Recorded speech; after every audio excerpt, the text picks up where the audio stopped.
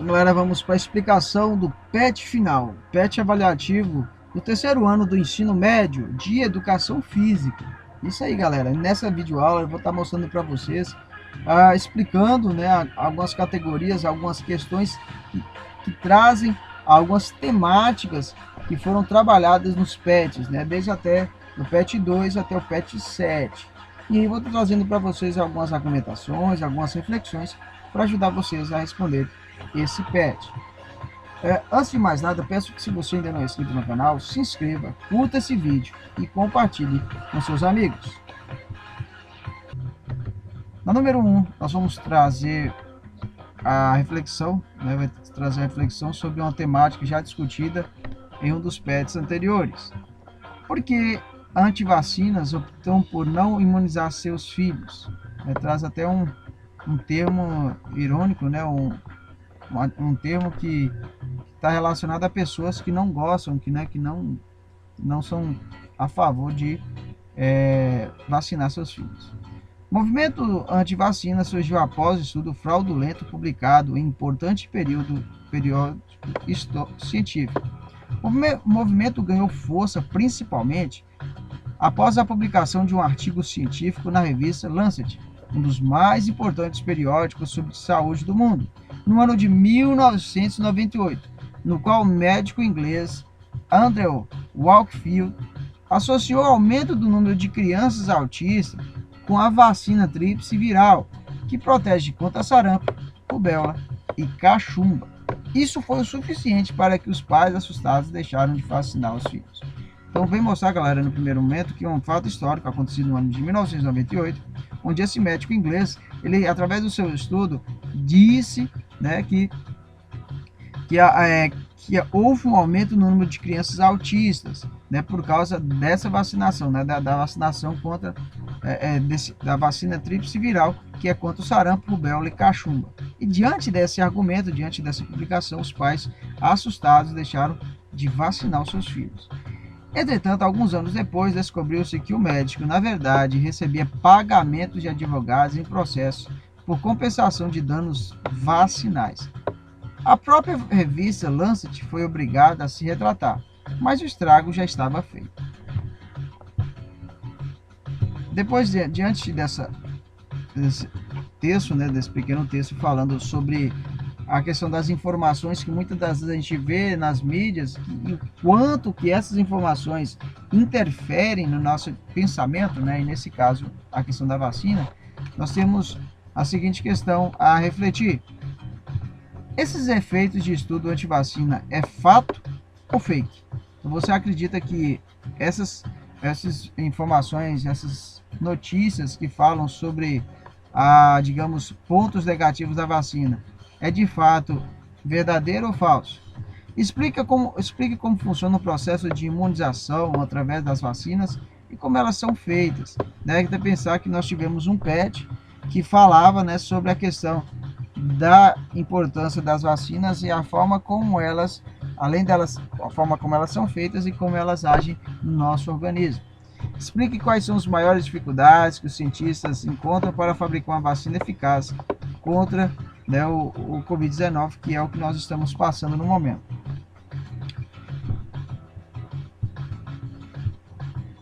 Posteriormente, nós temos a número 2,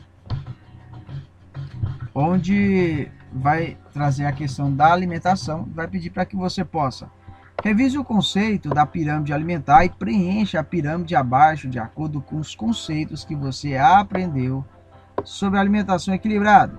Cite qual nutriente deve estar em cada parte da pirâmide e dê exemplos de quais alimentos contêm esses nutrientes. Aqui no caso, galera, vocês deverão estar fazendo, né, completando essa pirâmide com os alimentos, né, de acordo com a classificação que foi feita, inclusive em um dos PETs passados, né, que são trabalhados por nutricionistas. Então, você, para cada camada dessa, você deverá colocar, escrever ou desenhar os alimentos que compõem essa pirâmide, ok? Número 3. Realidade da mulher no esporte. Proibidas de competir nas Olimpíadas da Grécia Antiga, as mulheres só puderam iniciar sua trajetória olímpica na segunda edição das Olimpíadas da Era Moderna, no ano de 1900. Observe o gráfico abaixo sobre o número de competidoras femininas em relação ao número total de participantes em todas as edições das Olimpíadas modernas. Então vamos lá, vamos observar esse gráfico e vamos perceber o seguinte, galera.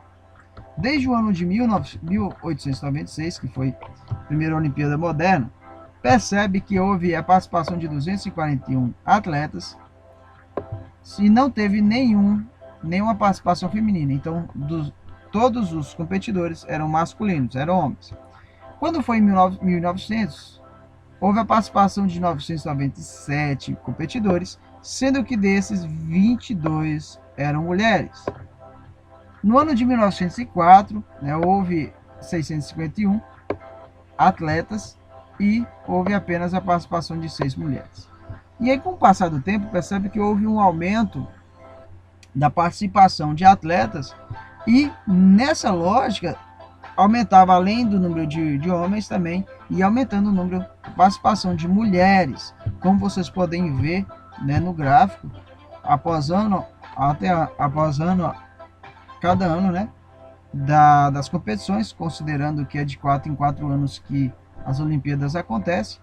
Aqui o gráfico traz até 2016, onde em 2016 foi o número de participação de atletas foi de 11.238, sendo que desses 5.176 eram mulheres. Então quase a metade. Então o número total é um número dividido entre homens e mulheres. Então percebe-se o quanto que as mulheres ganharam espaço dentro das Olimpíadas, dentro dos Jogos Olímpicos.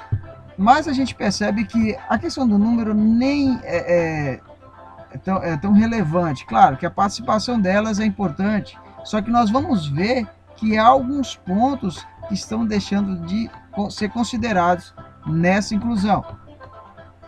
Primeiro ponto, vou trazer aqui a pergunta, No gráfico observamos que o número de mulheres competindo nas Olimpíadas é cada vez mais próximo do número de homens, que foi o que a gente identificou de fato. Entretanto, a igualdade está longe de ser alcançada.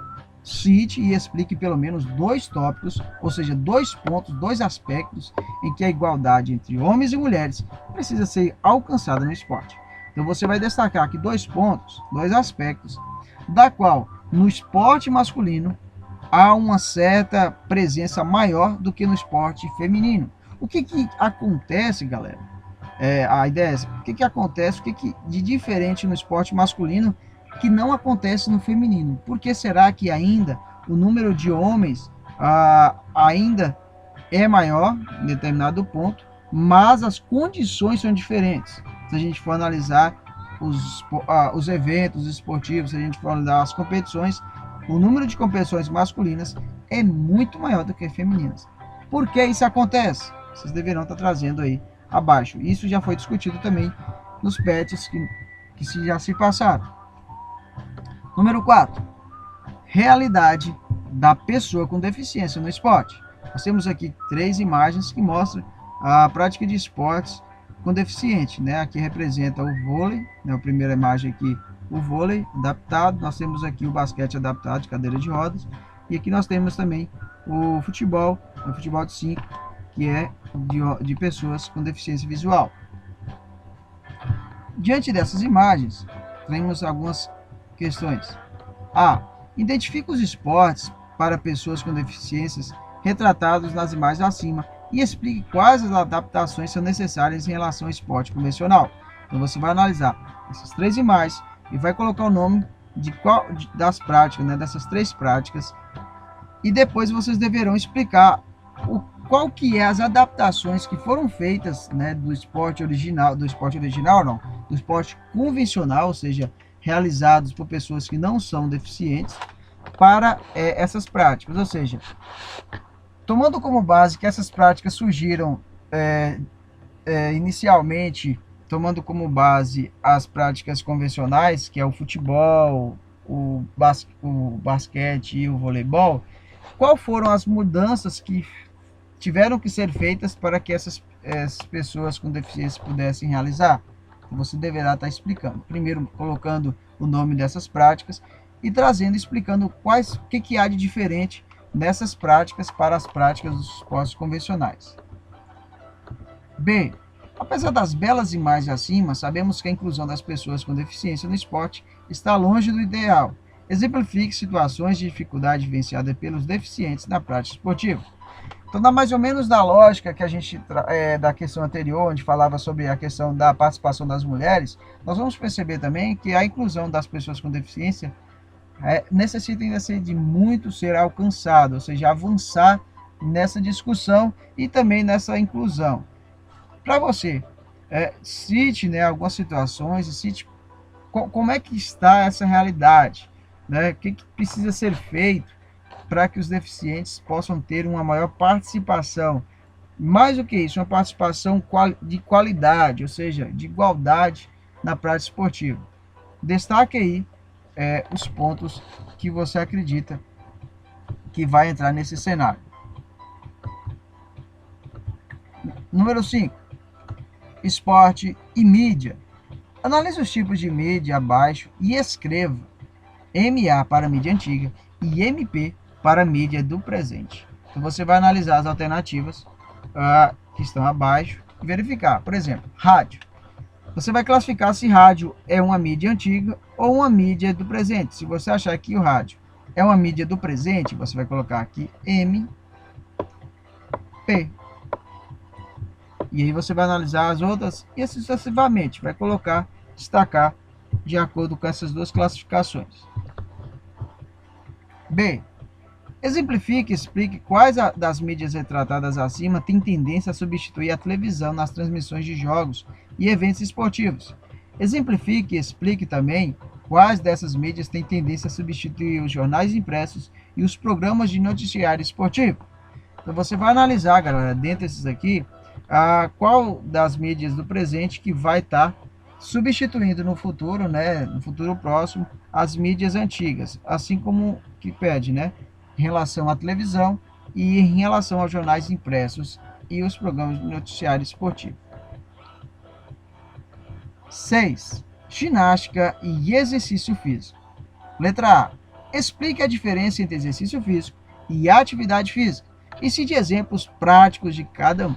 Nesse caso aí, galera, a gente vai entender exercício físico, né? Antes de falar de exercício físico, a gente tem que entender que é uma anterioridade, né? Anterior a ele é atividade física. Atividade física sendo qualquer movimento, qualquer conjunto de movimentos que nós realizamos, que há um gasto de energia, e o exercício físico ele vai estar relacionado com a atividade física, é uma atividade física que é planejada, organizada, estruturada e que vai visar, né, a busca pela saúde. Diante dessas classificações, você deverá citar alguns exemplos, tanto de atividade física quanto de exercício físico. Por fim, letra B. É possível afirmar que um policial militar pratica mais atividades físicas exercendo sua profissão do que uma secretária? Se sim, por quê? E aí depois pergunta, é possível que a secretária faça mais exercícios físicos que o policial militar? Sim, por quê?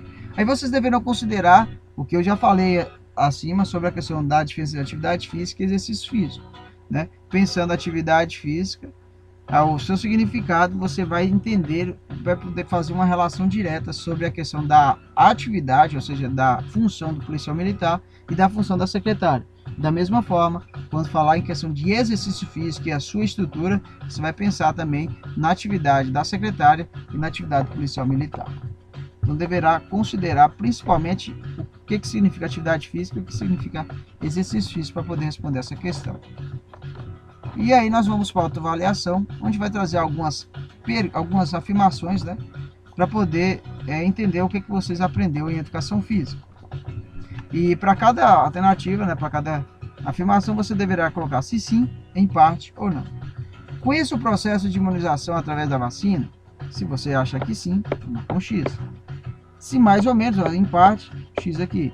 Se não, você vai colocar. Lembrando que é apenas marcar uma para cada alternativa, para cada questão. Reconheça a importância do exercício físico para a saúde?